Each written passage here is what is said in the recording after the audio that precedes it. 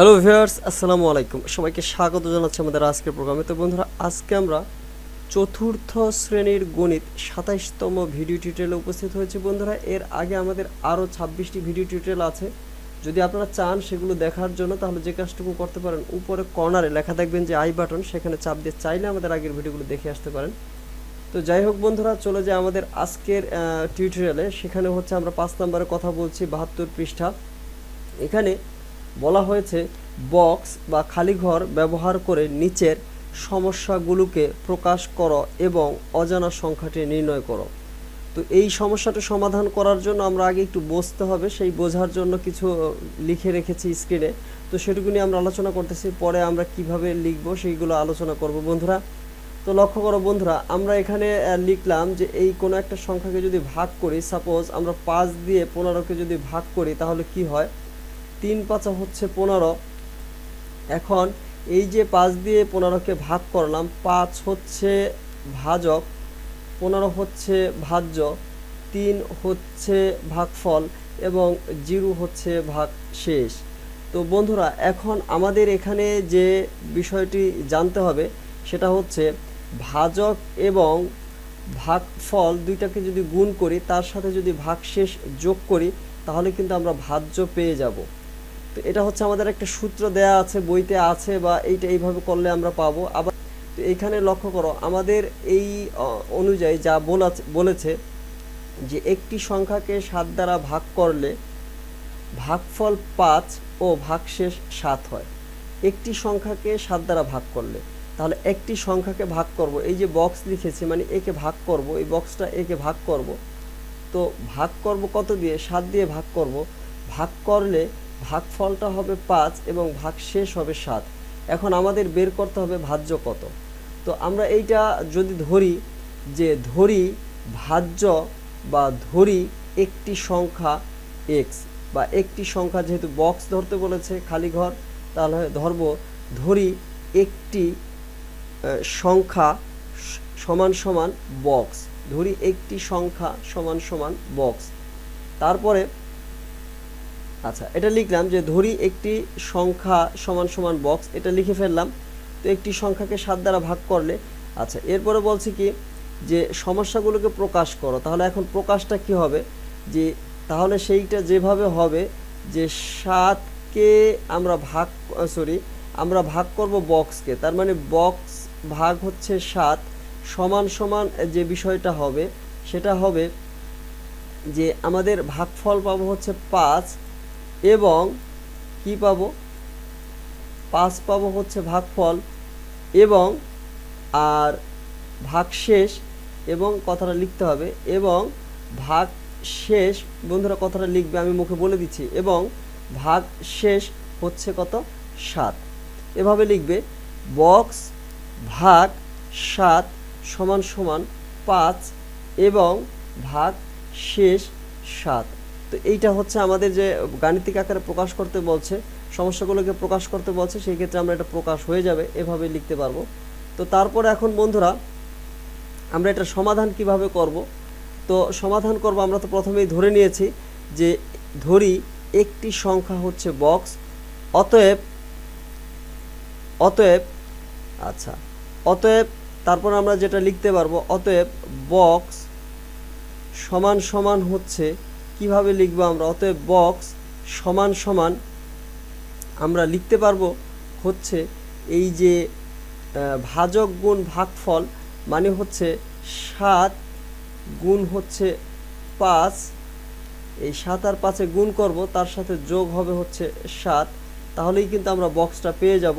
তাহলে কত হয় বন্ধুরা লক্ষ্য করো, ৫ ৭ হচ্ছে ৩৫, ৫ ৭ হচ্ছে ৩৫, আর এর সাথে হচ্ছে ৭ যোগ হবে, তার মানে আমরা পেয়ে যাচ্ছি হচ্ছে ৪২। ৩৫-এর সাথে যদি ৭ যোগ করা হয়, তার মানে পেয়ে যাচ্ছে ৪২। তাহলে অতএব নির্ণেয় সংখ্যা ৪২। বুঝতে পারছো নিশ্চয়ই বন্ধুরা? অতএব নির্ণেয় সংখ্যা ৪২। তো এইভাবে আমরা লিখতে পারবো, এবং আমরা শেষে একটা বক্স করে দিতে পারি। তো কেন বক্স করব, আমাদের এই সম্পর্কিত কথাবার্তা আগে কিন্তু আমাদের আগের ভিডিওগুলোতে খুব সুন্দর করে বলা আছে। তোমরা আমাদের আগের ভিডিওগুলো দেখে আসো, তাহলে সেই সম্পর্কে আমাদের পুরো চ্যাপ্টারগুলো সম্পর্কে ভালো ধারণা পেয়ে যাবে। বন্ধুরা আমরা এখন 5-এর 2 নম্বর অঙ্কটি দেখতেছি। তো 2 নম্বর অঙ্কে যা আছে যে 3 ও অপর একটি সংখ্যার যোগফলকে 7 দিয়ে গুণ করলে গুণফল 56 হয়। এই হচ্ছে আমাদের সমস্যাটি। তো এটা আমরা এভাবে লিখব বাংলায়, সেটা হচ্ছে যে ধরি অপর একটি সংখ্যা সমান সমান বক্স। ধরি অপর একটি সংখ্যা সমান সমান বক্স, অতএব গাণিতিক সমস্যাটি হলো, তারপরে আমরা লিখব এই গাণিতিক সমস্যাটি কি হলো। লক্ষ্য করো, গাণিতিক সমস্যাটি হচ্ছে 3 ও অপর একটি সংখ্যার যোগফলকে, 3 ও অপর একটি সংখ্যার যোগফল, অর্থাৎ 3-এর সাথে অপর একটি সংখ্যা কি করব, যোগ করব। তাহলে অপর একটি সংখ্যা বলতে বক্স, যদি যোগ করি তাহলে যোগফলকে 7 দিয়ে গুণ করে, অর্থাৎ যে যোগফলটা পাবো, এই যে যোগফলটা পেলাম, একে আমরা গুণ করব হচ্ছে 7 দিয়ে। আচ্ছা, 7 দিয়ে গুণ করলে গুণফল হচ্ছে 56 হয়। এই হচ্ছে বন্ধুরা আমাদের গাণিতিক বাক্যটি হবে, বা সমস্যার যে বাক্য, সেই বাক্যটি গাণিতিকভাবে প্রকাশ হবে এইভাবে। তাহলে আমরা এভাবে লিখব প্রথমে যে ধরি অপর একটি সংখ্যা সমান সমান বক্স, অতএব গাণিতিক বাক্যটি হলো কমা, তারপরে আমরা এই বাক্যটি লিখব। তো এখন এই বাক্যটি আমরা এখন সমাধান করব। তো এখানে কিন্তু প্রথমে বক্স আছে বন্ধুরা, প্রথমে কিন্তু একটা ব্র্যাকেট আছে, ফার্স্ট ব্র্যাকেট। এখন ফার্স্ট ব্র্যাকেটটা কেন দেওয়া হয়েছে সেটুকু একটু কথা বলছি বন্ধুরা। এখানে যদি আমরা ফার্স্ট ব্র্যাকেটটা ব্যবহার না করি, আমরা ধরে নেই ব্যবহার করলাম না, তাহলে কি হয়, আমরা যদি এখানে ফার্স্ট ব্র্যাকেটটা ব্যবহার না করি তাহলে যেটুকু হয়, ফার্স্ট ব্র্যাকেটটা ধরে নাও যে নাই। আচ্ছা, আমরা এটুকু একটু মুছে আসি। তো ফার্স্ট ব্র্যাকেটটা নাই, তাহলে কি হয়, ফার্স্ট ব্র্যাকেটটা যদি না থাকে তাহলে এই যে 7-এর সাথে শুধুমাত্র বক্সের গুণ বোঝায়, কিন্তু আমরা তো শুধুমাত্র 7-এর সাথে বক্স না, 7-এর সাথে বক্সের আবার মানে 3 এর সাথে বক্স যোগ হয়ে তারপরে গুণ হয়েছে 7, এটা প্রকাশ করতে হলে আমাদের এই বক্সটা ব্র্যাকেটটা দিতে হবে, নতুবা বোঝানো যাবে না। তো যাই হোক, এখন কি করব, আমরা বক্সের কাজটা কিন্তু আগে করব, এই ব্র্যাকেটের কাজ আগে করব, সরি, আমরা এখন প্রথমে ব্র্যাকেটের কাজ আগে করব, কিন্তু ব্র্যাকেটের সাথে, ব্র্যাকেটের ভিতরে 3-এর সাথে বক্সের তো আর গুণ হয় না। সেই ক্ষেত্রে আমরা যে কাজটুকু করব, এখন 3-এর সাথে 7-এর গুণ করব একবার, আবার বক্সের সাথে 7-এর একবার গুণ করব, সেই কাজটুকুই এখন করি। 3 দিয়ে যদি 7কে গুণ করি, এখানে কোনো সিম্বল নাই, মানে এখানে আছে প্লাস, এবং এখানেও প্লাস, প্লাসে প্লাসে হচ্ছে প্লাস, 3 7 হচ্ছে 21, আর এইখানে হচ্ছে প্লাস এবং এখানেও প্লাস, তার মানে প্লাসে প্লাসে প্লাস। এখন এই বক্সের সাথে গুণ হয়ে যাবে হচ্ছে 7, আর এখানে আমাদের 56 আছে, 56 থেকে যাবে। তো বন্ধুরা আশা করতেছি বুঝতে পারতেছো। আর এইখানে কিন্তু আমাদের বা দিয়ে অঙ্কটা হবে। তো আমরা আবার একটু দেখতেছি বন্ধুরা, এখানে কিন্তু বা হবে, কমা দিয়ে বা হবে। কেন বা হবে, যেহেতু সমান সমান আছে এজন্য তো অবশ্যই বা হবে, এগুলো তো আলোচনা করা আছে বন্ধুরা। তো এখন লক্ষ্য করো, এইখানে আমরা কি করব, এখন আমরা তো যোগ বিয়োগ গুণ ভাগ থাকলে তাদের কাজ আগে করব। এখন বক্সের সাথে যেহেতু 7 গুণ আছে, তো এটা আমরা আসলে চাইলেও কাজ করতে পারি না, তাহলে সেই ক্ষেত্রে কি করব, আমরা বক্সের সাথে 7 গুণ আকারেই রেখে দিব। আর 56 এর থেকে আমরা এখন বিয়োগ করব হচ্ছে 21। কেন 21 বিয়োগ করব, কারণ এখানে আছে বাম পক্ষে 21 আছে, মানে হচ্ছে প্লাস 21 আছে, ডান পক্ষে চলে গেলে মাইনাস 21 হবে। এখন প্লাস 21 56 থেকে, অর্থাৎ যে ভ্যালুটা আছে 56 থেকে 21 চলে যাবে, তাহলে কত হবে, তাহলে উপরে থাকবে 5, অর্থাৎ 6 থেকে 1 চলে গেলে থাকবে হচ্ছে 5, আর 5 থেকে 2 চলে গেলে থাকবে হচ্ছে 3, আর এখানে যে 7টা ছিল বাম পক্ষে গুণ আকারে, ডান পক্ষে চলে গেলে হবে ভাগ। তার মানে 7 দিয়ে যদি 35কে কাটি, 7 দিয়ে 7 দুগুণে 14, 3 7 21, 4 7 28, 5 7 হচ্ছে 35। অতএব বক্স সমান সমান আমরা যে ভ্যালুটা পাবো সেটা হচ্ছে 5, আর এখানে নিচে কিন্তু 1 7কে 7, অর্থাৎ আমরা ফাইনালি যে ভ্যালুটা পেলাম সেটা শুধুমাত্র 5 পেলাম।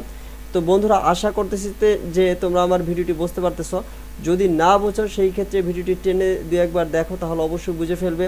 তো যাই হোক বন্ধুরা, আমরা তো প্রতিদিনই তোমাদের জন্য নতুন নতুন ভিডিও নিয়ে আসতেছি বন্ধুরা। যারা চ্যানেলটি এখনও সাবস্ক্রাইব করোনি, রিকোয়েস্ট করবো চ্যানেলটি সাবস্ক্রাইব করে সাথে থাকো।